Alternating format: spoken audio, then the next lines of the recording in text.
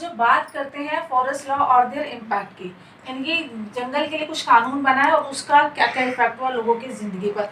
बच्चों, जैसा हम जानते हैं जो ट्राइबल ग्रुप्स हैं वो उनका मानना है कि जंगल उनका घर है। आप the lives of the tribal group were directly connected to the forest. जो ट्राइबल्स की जो लाइफ है डायरेक्ट इनडायरेक्ट किससे जुड़ी हुई थी बच्चों? फॉरेस्ट से जुड़ी हुई थी।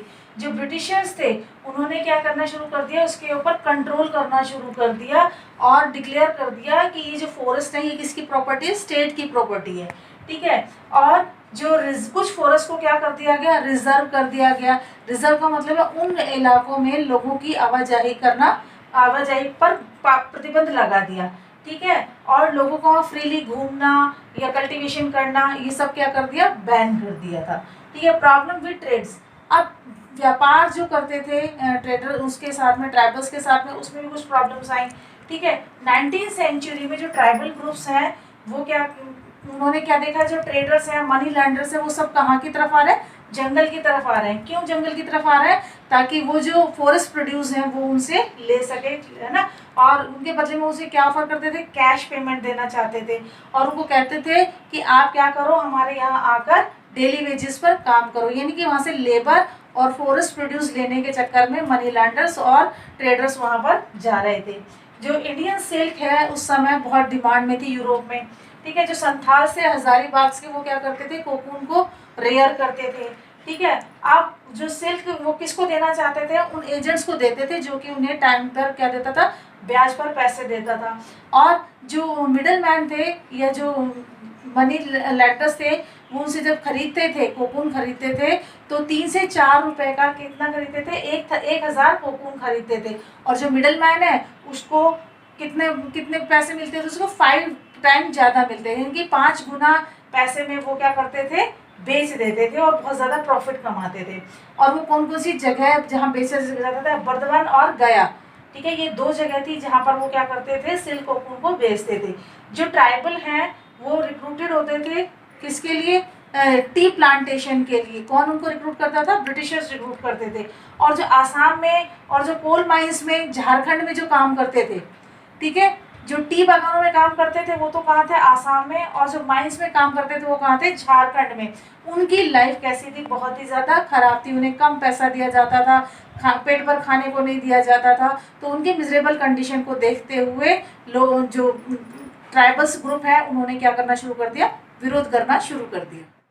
अब जो बात करते हैं रिजर्व फॉरेस्ट की, ब्रिटिशर्स ने फॉरेस्ट को स्टेट की प्रॉपर्टी घोषित कर दिया और जो आम आदमी है उसको वहाँ जाना अलाउ नहीं किया। और जो ब्रिटिशर्स थे वो ही वहाँ की जो प्रोड्यूस है उसको यूज़ करते थे। ठीक है। लेबर की जब ज़रूरत होती थी लकड़ी काटने के लिए तो किस पर डिपेंडेंट थे? वो वहाँ के ट्राइबल्स ग्रुप पर डिपेंडेंट थे। और वो क्या करते थे? रेलवे के लिए रेलवे स्लीपर्स बनवाते थे उनसे। ठीक है। और ब्रिटिशर्स ने जो लॉ को डिसओबे करता था उसके लिए पनिशमेंट की बात की थी। ठीक है। अब जो ट्राइबल्स थे उन्होंने क्या किया? इस चीज़ को इलीगल घोषित किया और विरोध करना शुरू कर दिया। इन विद्रोह में सोनग्राम संगमा का विद्रोह है जो 1906 में शुरू हुआ था आसाम में। फॉरेस्ट सत्याग्रह शुरू हुए थे 1930s में सेंट्रल प्रोविंसेस में। ठीक है। जो ट्राइबल रिबेलियन है उनके बारे में देखते हैं कौन कौन से ट्राइबल रिबेलियन हुए थे उस टाइम पे, क्या कारण थे? एक तो अगेंस्ट चेंजेस इन लॉ, जो लॉ बनाए गए थे उनको चेंज करना है इसके लिए किए गए थे। ठीक है। जो न्यू टैक्सेशन सिस्टम है वो लागू करने की बात की गई थी ट्राइबल्स के लिए। और जो एक्सप्लॉयटेशन हो रहा था उनका ट्राइबल्स का किसके द्वारा? ट्रेडर्स के द्वारा और मनी लैंडर्स के द्वारा, उसका विरोध करने के लिए उन्होंने रेबेल किया। ठीक है। कौन कौन से रेबेल किया था?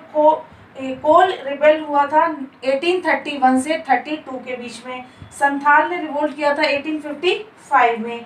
बस्तर रेबेलियन हुआ था बच्चों सेंट्रल इंडिया में 1910 में। और वर्ली रिवोल्ट हुआ था महाराष्ट्र में 1940 में।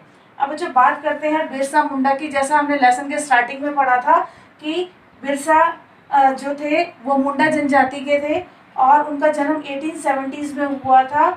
उली हस्ता में हुआ था। उली हस्ता कहाँ पर है वर्तमान में?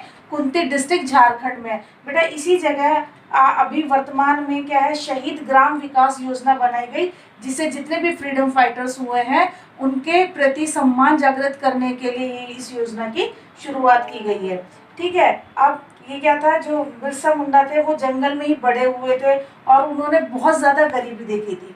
ठीक है, आप ये क्या थे, hear tales of Mundas uprising, वो किस कहानी को सुनकर बड़े हुए थे कि मुंडा जनजाति के जो लोग हैं उनका जो पुराना इतिहास है वो बहुत स्वर्णिम इतिहास रहा है और वो लोग सतयुग के जैसे रहते थे। ठीक है, अब उन्होंने क्या किया, अपराइजिंग एंड सिरदार, सिरदार कौन होते हैं बेटा, वो लीडर्स होते हैं, लीडर्स को कहा जाता है। They were talked of tales of freedom from oppressor of डिकूज, और वो किसके बारे में बात करते थे, डिकूज से फ्रीडम की बात करते थे। डिकूज क्या करते थे, बहुत ज़्यादा लोगों को परेशान करते थे।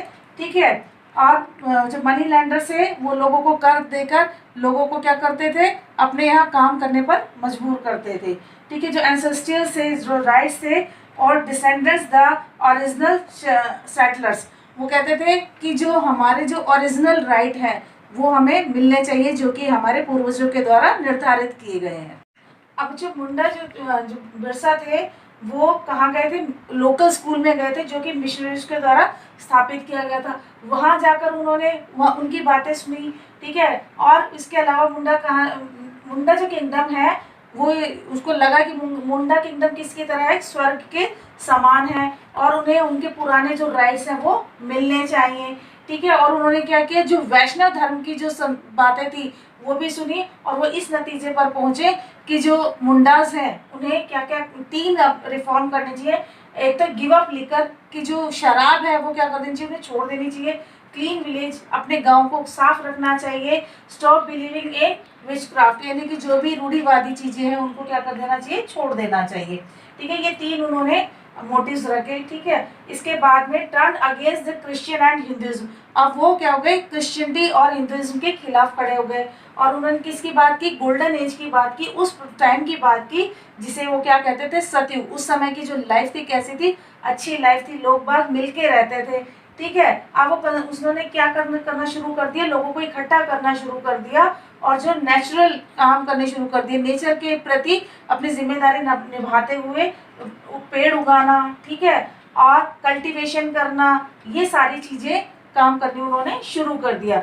जो ब्रिटिशर्स थे वो इस चीज़ से डर गए, उनको लगा कि ये जो मुंडा है ये क्या करेंगे, जो बिरसा है वो एक मिशनरीज के खिलाफ एक मिशन खड़ा कर देंगे, जिससे क्या होगा, लोग इनका सम्मान करना बंद कर देंगे और जो मनी लैंडर्स है और जो हिंदू लैंडलॉर्ड्स हैं और जो गवर्नमेंट है उन सब के खिलाफ खड़े होकर वो एक नया राज स्थापित करेंगे, जिसे कि क्या कहा जाएगा, मुंडा राज। और जो कि जैसा कि मुंडा ने किया भी था और सारी ताकत को क्या करेंगे, वो अपने हाथ में ले लेंगे। तो इसी डर से ब्रिटिशर्स ने उन्हें अरेस्ट किया 1895 में और उसे जेल में डाल दिया 2 साल के लिए। लेकिन 1897 में जब वो बिरसा बाहर आए तब उन्होंने क्या किया, जो रावण को डिस्ट्रॉय करने की बात की। रावण कौन थे, डिकूज थे। डिकूज कौन, the outsider from the forest, वो आउटसाइडर थे जो कि फॉरेस्ट से बाहर के थे। ठीक है, तो जो यूरोपियन है क्या क्या क्या, यूरोपियन पुलिस स्टेशन है उसके ऊपर अटैक किया, जो चर्च है उसे नुकसान पहुंचाया और जो प्रॉपर्टी है मनी लैंडर्स की उसको क्या कर लिया, कैप्चर कर लिया, जमींदार की प्रॉपर्टी पर कब्जा जमा लिया। और जो ये जनजाति थी इन्होंने इनका जो निशान क्या था, व्हाइट फ्लैग, व्हाइट फ्लैग उसका सिंबल था और ये किसका सिंबल था बच्चों, बिरसा राज का ये सिंबल था।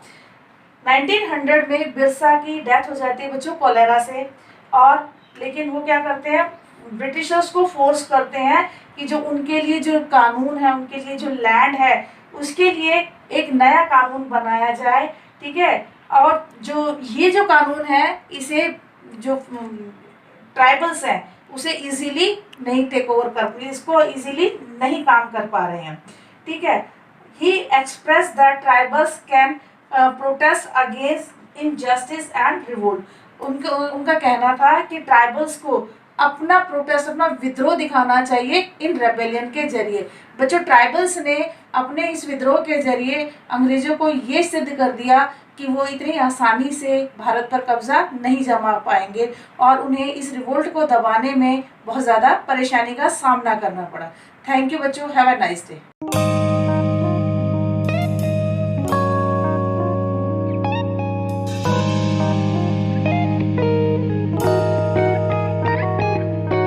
है।